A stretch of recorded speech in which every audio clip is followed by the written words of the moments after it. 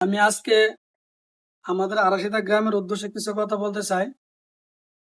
আমার ভিডিওর উপরে স্ক্রিনের মধ্যে যে ছবিগুলো দেখতে পাচ্ছেন, উনি হলেন আমাদের সুফল আলম সাহেব স্যার। ওনাকে আমি স্যালুট জানাই। আসসালামু আলাইকুম। উনি আমাদের গ্রামের জন্য অনেক কিছু করছে এবং ওনার অবদান বলে আমি শেষ করতে পারবো না। আমরা নিজের চোখে দেখি নাই। আমি আমার কাকা, আমার আব্বার কাছ থেকে, আমার চাচাতো ভাইয়ের কাছ থেকে, যারা মুরব্বীরা আছেন, যারা ওনাকে দেখছে, তাদের কাছ থেকে আমি শুনছি উনি নাকি আমাদের গ্রামের জন্য বহুত কিছু করছে। আলহামদুলিল্লাহ, উনি আমাদের গ্রামের জন্য বিদ্যুৎ আনছে, আমাদেরকে সুযোগ সুবিধা করে গ্যাস আনার জন্য গ্যাস দিছে। শুনতাম উনি গ্যাসের কয়েকবার বাড়ির মধ্যে ঢোকাই দিত মানুষে, আগেকার মানুষ বয়ে নিছে না।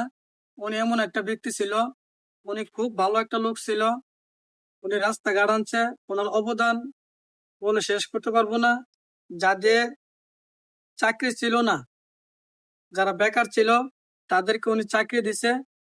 ওনার অবদান খুবই, কিন্তু আমার থেকে আরো যারা ভালো জানে গ্রামের মই মুরব্বীরা, তারা আরো বলতে পারবে।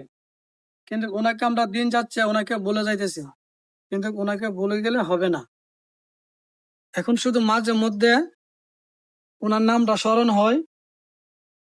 উনি যে একজন ভালো মানুষ ছিলেন, কিন্তু আমি বলি ওনার জন্য সবসময় সব জায়গাতে রেগুলার দোয়া করতে হবে, কারণ উনি এমন একটা মানুষ ছিলেন, আমাদের এলাকার জন্য বহুত কিছু করছে। ওনার নিজের স্বার্থে কোনো কিছু করে নাই।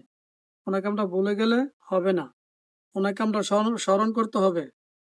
শুধু উনি না, আমাদের আরাশিদা গ্রামে যারা উন্নয়ন করছে তাদেরকে সবাইকে নিয়ে দোয়া করতে হবে সবার জন্য। আর ওনার মতো যেন, সুফল আলম স্যারের মতো যেন আমাদের আরাশিদা গ্রামে এমন মান্যগণ্য ব্যক্তি লোক যেন ওনার মতো হয়, এটা আমি আশা করি। আমি যতটুকু জানি ততটুকু আপনাদের ভিডিওর মাধ্যমে তুলে ধরছি। যদি কোনো ভুল ভ্রান্ত হয় তাহলে ক্ষমা দৃষ্টিতে দেখবেন।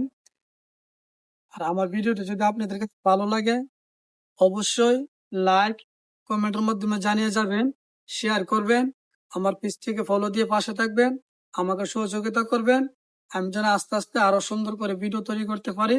কমেন্টের মাধ্যমে অবশ্যই আপনারা আমারে মতামত দিবেন, আমার ভিডিওগুলা কেমন হয় অবশ্যই জানিয়ে যাবেন। সবাইকে জানাই আসসালাম।